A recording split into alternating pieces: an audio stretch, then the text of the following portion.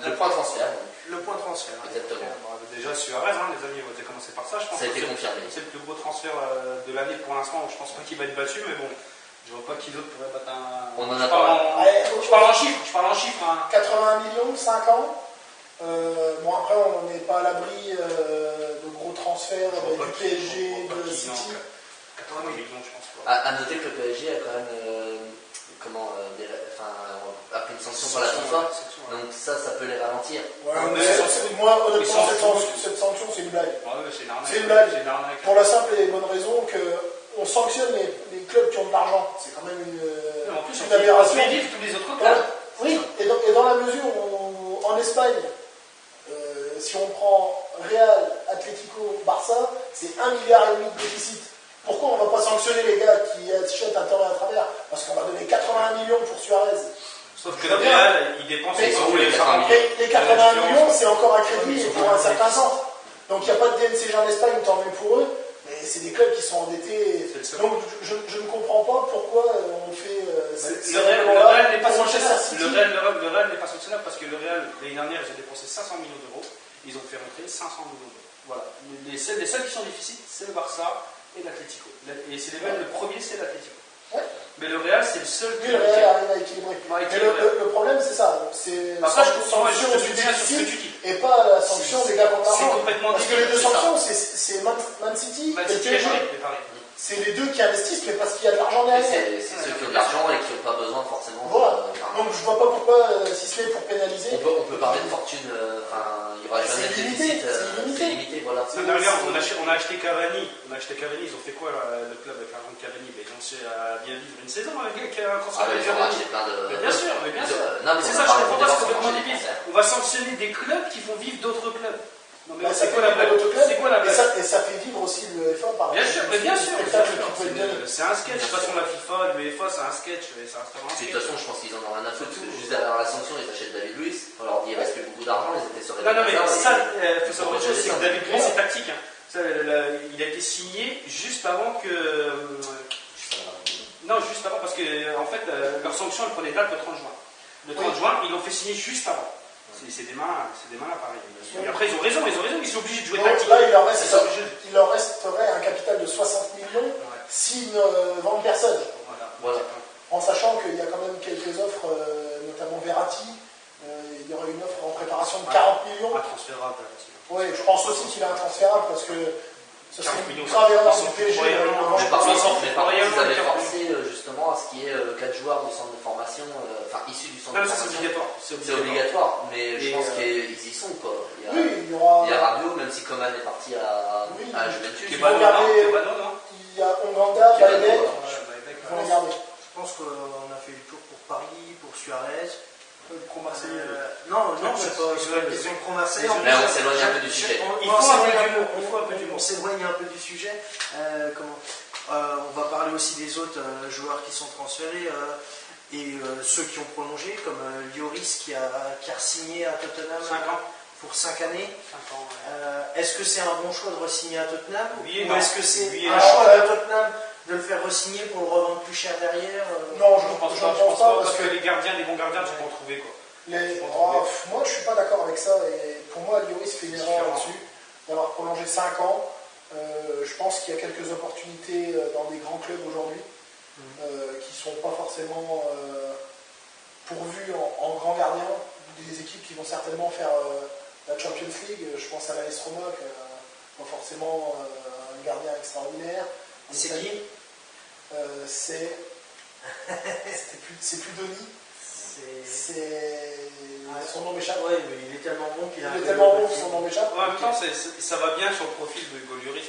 Quand tu regardes la mentalité du gars, il était à Nice, il a resté 4 ans à Nice, 3 ans, 4 ans. À Lyon, il a fait quand même pas à Lyon. Je veux dire, c'est quelqu'un de fidèle. Voilà, c'est quelqu'un de fidèle quoi.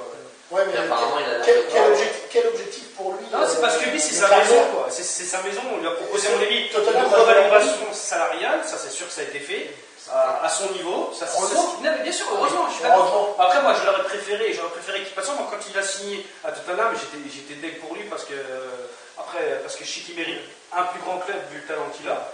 Après, c'est pas un mauvais choix non plus, quoi. C'est quand même Après, il relève un défi, il a quand même sa place en sélection nationale.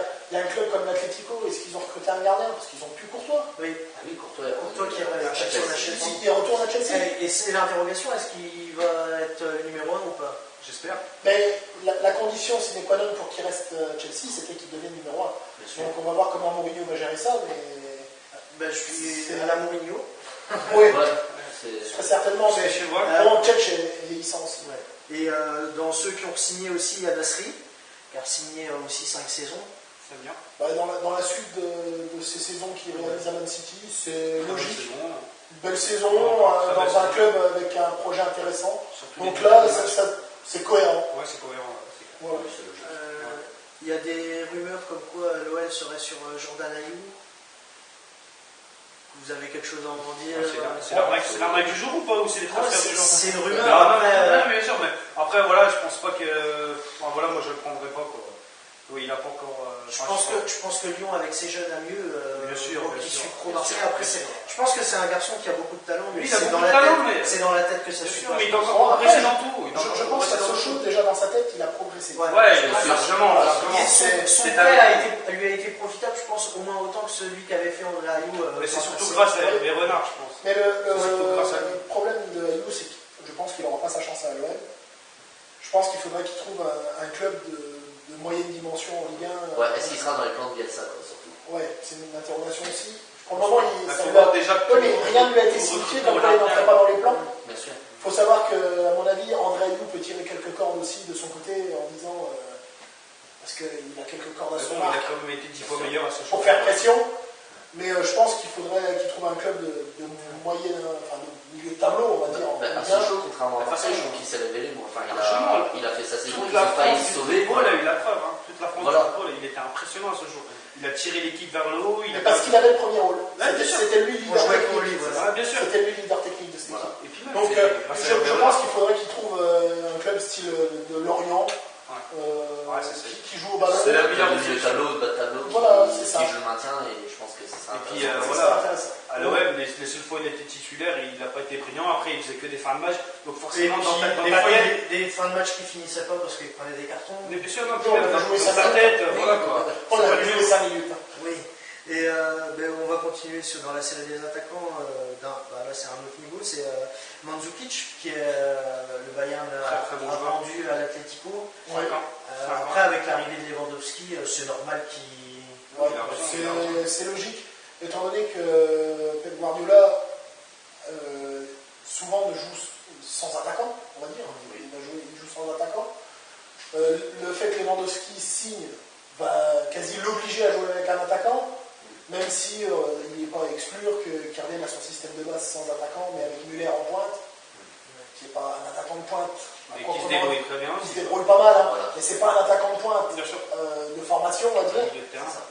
Donc moi je pense que Mandzukic c'est le bon choix. C'est le club. Après, l'Atlético c'est toujours pareil, ils sont déplumés de partout. C'est ça. Donc on ne sait pas ce qui va en rester l'année prochaine. Il y a Coquet qui a prolongé déjà. Après, voilà. Mais ça, c'est un fidèle aussi. Après, Simeone est connu pour fédérer tous les nouveaux joueurs à son groupe. Donc on va voir dès le début de la saison comment répond son groupe. Moi, Simone, c'est vraiment une personne que j'aime bien. C'est le personnage déjà qui me plaît. Que ce soit en tant que joueur ou en tant qu'entraîneur, moi, c'est un gars qui me fait vibrer. Ouais, c'est clair. À part la finale de la Ligue des Champions où il a pété un câble. Même si c'est c'est logique. Même si c'est choix tactique. Moi, je le comparais un petit peu à un Gus Hiddink ou un Mourinho.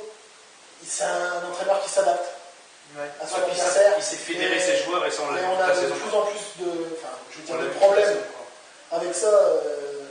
Les équipes qui s'adaptent, ça fait des matchs fermés la plupart du temps. Donc c'est quand même mieux une équipe qui prend le jeu à son compte. Sinon, on va continuer avec Toni Kroos, qui signera au Real de Madrid. 5 ans. C'est présenté dans les jours qui arrivent. Superbe recrue. Normalement la semaine prochaine. Début de semaine. Après, j'avais entendu parler que c'était surtout pour pallier un départ de Khedira en fait. Enfin, Khedira serait poussé vers la C'est pas sortie. le même poste.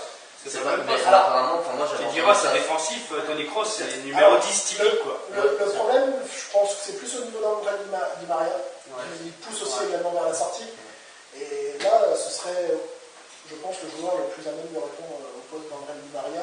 que ce soit sur une aile. Ah non, Kroos peut pas jouer sur une aile. Si. Non, il est trop lent pour jouer sur une aile. Lui, c'est le numéro 10 typique, quoi. On le voit bien que la Mancha. En même temps, au Real, je suis pas sûr qu'ils aient besoin d'un joueur rapide maintenant. Non, bien sûr que tu vois Ronaldo est belle. Mais c'est un numéro 10 typique, moi je suis pas forcément d'accord avec ça. Parce que le numéro 10 typique, c'est celui qui n'est pas dans le repli défensif. Ouais. Et Toni Kroos, il n'est pas tant que ça. Hein. Comme t'es allemand, ça, mais pas tant que ça. Toni Kroos, l'ont prouvé. moi j'ai trouvé que c'était une rampe de lancement qui partait de super bien. Oui, non, mais moi je veux dire, c'est pas Cavani non plus, quoi. Mais justement, en parlant de numéro 10, il y a un Français qui a signé à Newcastle, Rémi Cavella. C'est pas signé. C'est pas signé encore? C'est une rumeur. C'est une rumeur, autant pour moi. Alors c'est pas une rumeur puisque ça a été confirmé par Louis Nicolin. Ouais. Donc ils sont tombés d'accord. Ouais, reste à tomber d'accord avec le joueur. Souhaite partir aussi. 12,5, c'est ça Oui, Au départ, ils avaient c'est loin d'être une arnaque. Hein. Ils avaient C'est loin d'être une arnaque. Hein. Très gros potentiel, ça se tombe dans 3 ans, il en aura 4 fois plus, quoi. C'est possible, hein. Non, mais c'est tout à fait possible. Même si on peut plus le classer dans un jeune. Oui, c'est plus un voilà, c'est plus un jeune qu'on dit va éclater. C'est quelqu'un qui a fait un petit peu ses preuves en Ligue 1. Je suis pas sûr qu'il prenne énormément de qualité. Moi, j'ai un gros doute sur Cavella en Angleterre, parce que c'est pas forcément un joueur qui va au duel. Autant un Cavella en Espagne, ça aurait pu être cohérent, parce que c'est un garçon qui a du foot. En Angleterre, il y a du boulot à faire pour lui, et prendre de la masse musculaire, ça va être la première chose. Sinon, il va être souvent blessé, je pense. C'est ça. Ouais. Non officiel aussi, M. Villa qui serait pour signer à l'Inter, mais l'Inter attend l'aval du Rubin Kazan pour officialiser la chose. Je pense que ça peut être que bénéfique, que ce soit pour Yann M. Villa. C'est qui, Villa? Rubin Kazan qui a eu des gros problèmes financiers, c'est ça? Ouais, C'est comme quasi tous les clubs russes cette année. Donc, oui. Voilà. Et dans les rumeurs aussi, Aurier qui sera en pourparlers avec le PSG. Yes! Apparemment oui. Après je sais pas par rapport à Jallet, parce que je trouvais que Jallet était correct, même s'il jouait pas tous les matchs. En même temps, il y a Vanderbilt aussi, quand même. Faut pas l'oublier. Moi, je parlais même pas de Vanderbilt en fait, dans la mesure où je pense qu'il est le titulaire aux yeux blanc. Donc je me mets dans l'optique de recruter un latéral droit pour le mettre sur un poste de remplaçant. Alors que Christophe Jallet, qui arrive à 30-31 ans, est plus à même, je pense, d'accepter ce poste-là, parce qu'il ne fera plus 20 ans de football, et un second rôle au PSG pourrait l'intéresser. Peut-être qu'en fin de carrière, il ira galoper encore un petit peu. Numéro 3, je pense pas qu'il accepte. Parce que là, si Aurier arrive, on sait très bien que ça se jouera entre Vanderbilt et Aurier, ça après. Et c'est sûr que Jallet, la porte de sortie est grande ouverte. Je pense pas qu'il sera. Il sait très bien qu'il acceptera. Pour l'instant, c'est qu'une rumeur. C'est qu'une rumeur, mais j'ai du mal à me mettre dans l'optique de recruter un joueur pour le mettre sur les bancs. C'est ça que j'ai un petit peu du mal. Et Aurier, il ne sera pas meilleur que Vanderbilt, je pense. Donc, ça, on verra. On en reparlera dans 6 mois. Et pour continuer dans la rumeur, enfin moi celle-là j'ai du mal à y croire, c'est Evra qui serait pour la Juve. Apparemment, c'est même lui qui voudrait quitter. C'est même plus qu'une rumeur. C'est plus qu'une rumeur. C'est lui qui a rencontré sa direction de Manchester, parce que si tu veux, il avait un contrat qui était prolongé automatiquement d'un an. Ouais. À partir d'un certain nombre de matchs joués, il avait une clause dans son contrat qui prolongeait d'un an automatiquement. Il rencontrait, je crois que c'était hier soir ou aujourd'hui, sa direction pour demander d'annuler cette clause pour pouvoir partir gratuitement. Et en même temps, ça serait une bonne recrue pour la Juve. En sachant que c'était Asamoah qui joue arrière gauche cette année, alors que lui il est plus offensif que défensif, ça serait une superbe recrue pour la Juve. Ouais. Après, l'investissement sur l'avenir pour la Juve. Ouais, mais investissement, non, mais ça va leur coûter zéro. C'est vrai qu'il va leur coûter zéro. Il n'est pas transféré, hein, il va coûter zéro. Je pense que s'il veut veut pas sur l'avenir, vous avez d'autres infos pour les transferts? Pas d'autres infos. Ce sera dans la prochaine vidéo, il faut les tenir en haleine. Ouais, faut tenir un peu plus. Bien sûr. Sinon, l'info, c'est quand même Valenciennes qui est maintenue en Ligue 2. Ah oui. Officielle. Très bonne nouvelle pour cela. Une bonne nouvelle pour le CSSA, on est chauvin là. Donc, avec plaisir. Maintenant, avec plaisir. Il n'y aura pas de gros concurrents dans notre groupe de CFA.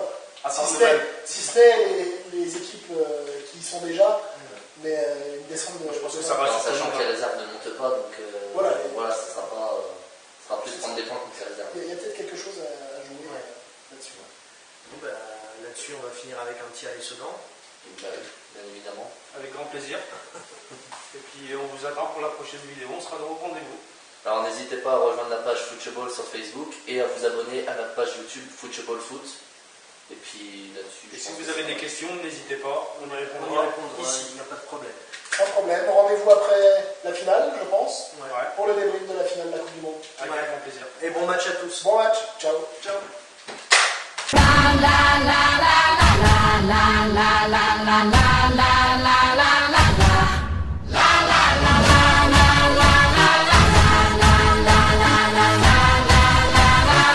I dare you.